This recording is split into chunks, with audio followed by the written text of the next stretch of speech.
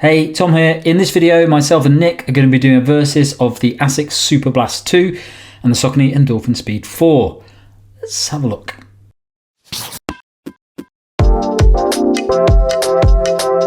The Asics Superblast 2 costs £200 or $200. It weighed in at 259 grams or 9.1 ounces for men in a size 8 in the sample that we received, and the drop is 8 millimeters. Saucony Endorphin Speed 4 costs £180 or $170. It weighs 239 grams or 8.4 ounces for men in a size 8, and the drop is 8 millimeters. The Superblast 2 follows the hugely popular Superblast with a couple of key updates. The first of those is a new FF Blast Turbo Plus midsole layer designed to be lightweight, bouncy and more durable, and there's a redesigned engineered woven upper to improve comfort, breathability and fit. Underneath that layer is the thinner FF Blast Plus Eco Foam that works alongside the FF Blast Turbo Plus to improve the cushioning and comfort of the ride. There's also a slightly modified layer of Asics grip outsole rubber that the brand says is lower density than the previous version and provides a softer ride, and the stack height sees a 0.5mm decrease across the heel and toe. In addition, the tongue design features a stretch mesh wing construction to improve the fit and reduce movement on the run. The Saucony Endorphin Speed 4 takes learnings from its hugely popular predecessors by making a few modifications to improve the ride.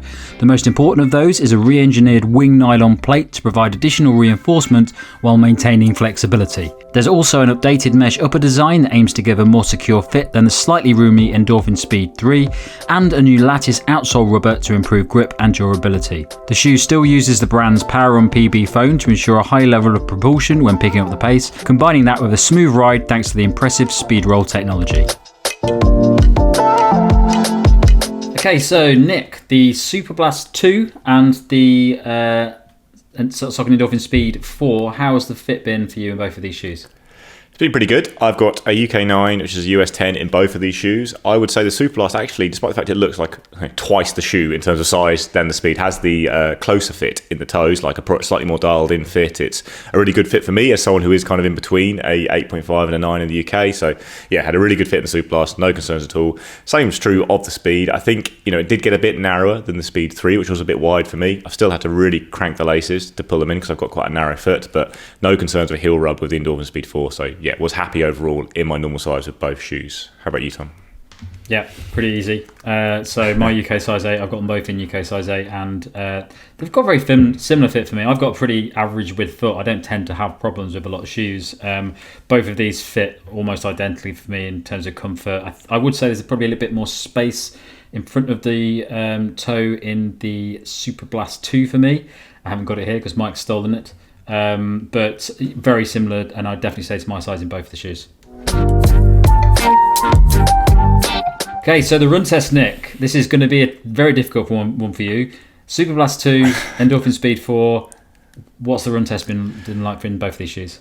I mean, it's an absolute clash of the titans, this, isn't it? I mean, these are both outstanding shoes, and take your pick, you're going to get a great shoe. But obviously, you've got the plated shoe in the Endorphin Speed 4. It's the one we had before. The differences to the Superblast for me are it's definitely got a firmer feel to it. It's got a more noticeable rocketed feel, and you do feel how much closer to the ground you are, especially under the forefoot, than you are in the Superblast with the lower stack you have on the shoe. I think it turns over a bit quicker for me. It feels a lot narrower and nimbler for me as well. So in the sense that even though it's the same weight as the Superblast, more or less, and I think they're probably similar in terms of speed output for workouts and that, it just feels like a faster shoe, a racier shoe because of that more grounded feeling, the narrower feel. But at the same time, I really like the Speed for just mooching around at easy paces. Like, that won't be for everyone, I think. It's not probably as comfortable as the Superblast at relaxed paces, but I've always found it great for very slow speeds.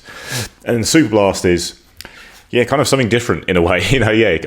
Very, very versatile again, a really good all-rounder, much higher stack, a lot more depth to the foam. It's not necessarily springy. Neither of these shoes, I'd say, are flat-out springy, but I do think the Superblast has a bit more bounce to it than the Endorphin Speed, and it doesn't have as much of a rocker, but still turns over really nicely. For such a big shoe, as a high-cadence runner, even one with this massive heel on it, the heel is more noticeable than it is on the Speed, but it still turns over really quickly for me. It feels like a much more lightweight shoe.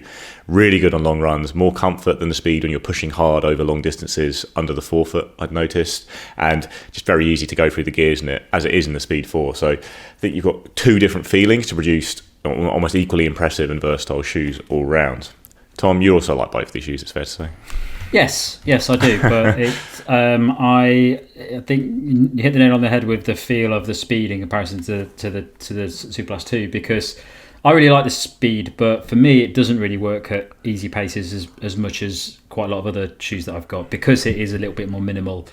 As we all know, I love high stack shoes. I love cushioning, and I find the Speed a great shoe for training when I'm going out and I have a hard session that I want to do, or a relatively tougher session, not necessarily always for like a full on track session or something. But if I'm picking up the pace a little bit, the Speed's good for that. It's not got enough cushioning for me to go out comfortably just for a nice easy run.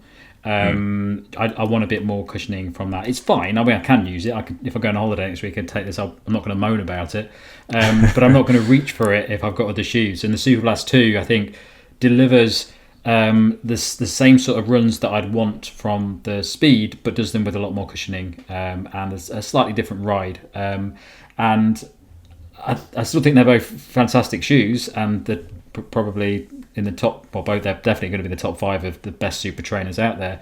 But for me, I think there's just a little bit more of a smooth ride for me from that midsole foam in the Superblast 2 than in the Speed 4. Feels like it's doing a little bit more of the work for me, whereas the Speed 4 feels like I'm doing lots of the work, but it's helping. It's allowing me to go fast. But Superblast 2 just feels like there's just more in it for me. See, that's kind of slightly the opposite I have when I'm moving fast. So this is probably coming down to difference in running styles and stuff like that. I feel like the Speed is incredibly efficient for me, and like if I'm looking at these two shoes now, and tomorrow if I was going to go and do a hard session on the track, or not a hard hour even, my instinct is the Speed, because the geometry of the shoe has always worked so well for me. As I'm just, I take a lot of steps, very high cadence, very shuffly style, just turns over very quickly for me, rolling me from my heel to the toes. And the fact it is narrower and nimbler is something I appreciate, because I'm not necessarily putting as much force into a shoe like the Superblast as you maybe and other runners. I don't necessarily get as much back. So the benefit of having a shoe that isn't necessarily lighter but feels lighter and nimbler, I think comes across mentally to me when I'm turning my feet over at those fast paces. And again, I think a lot of this will be perception and preference rather than actual results. If you went to the lab, I think I'd probably be feeling pretty efficient in both of these shoes and producing the same kind of stuff. I loved going fast in the Superblast as well, but actually for a flat out session, I think I'd probably give it to the Speed.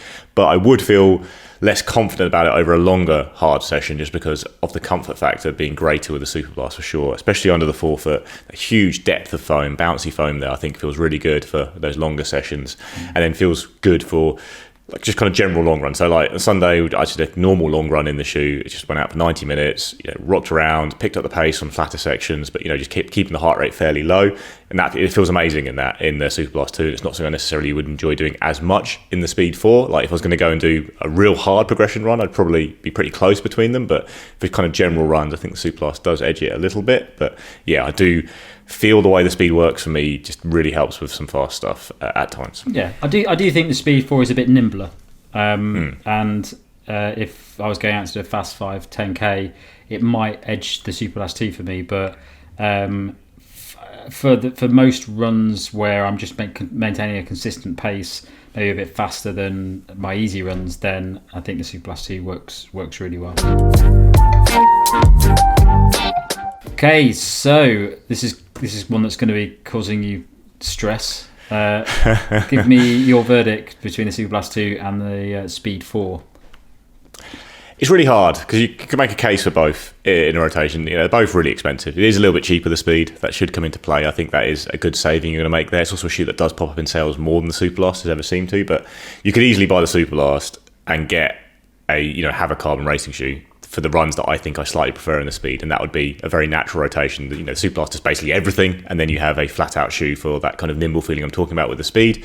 Equally, you get the Speed, and then I could pick up just a pretty regular cheap cushion shoe for mooching around in. But in that case, I'd probably still get a faster shoe myself. So maybe the Superblast is almost somehow better value because of that, because it does so much in a rotation. But I think if I was looking at these two shoes for a daily trainer to do a bit of everything, I probably would just about lead to the Speed for myself, just because I do think the rocker, the geometry works really well for me. I like the slightly nimbler feel as someone who's likes picking up my feet a lot. I think it just works really well. But it's so close. I'd be very happy getting the Superblast as well. Tom, I'm guessing your Superblast in this? All the way.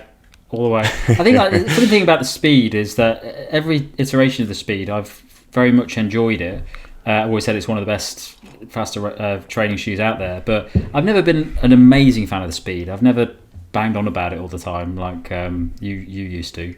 But I think it needs another 4 millimeters of foam under the forefoot. I think you'll like it a bit more, I reckon.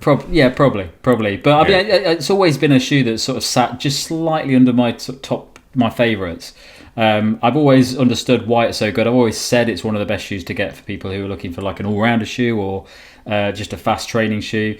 So no shade on the Speed. It's just I think it's really just because my style of running it just doesn't. There's better shoes for it.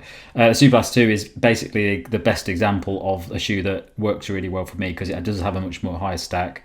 It's still got the ability to run fast in it, and it just does everything I want from a faster training shoe. So yeah, I'm going to go Superblast 2 all the way, but I still think Speed 4 is a fantastic shoe.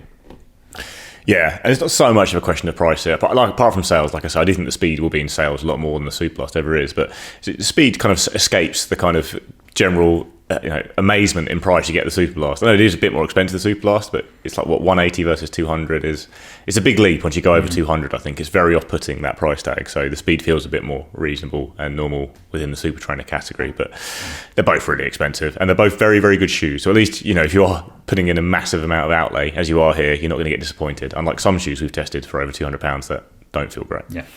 That's it from us on this Versus. Thanks a lot for watching. Don't forget to like, subscribe, click the bell, all those things. They really do make a difference. And if you go to the caption below, you can find a link to our podcast, which comes out a couple of times each month. And if you like it, please leave us a rating and a review. Thanks a lot for watching. Catch you next time.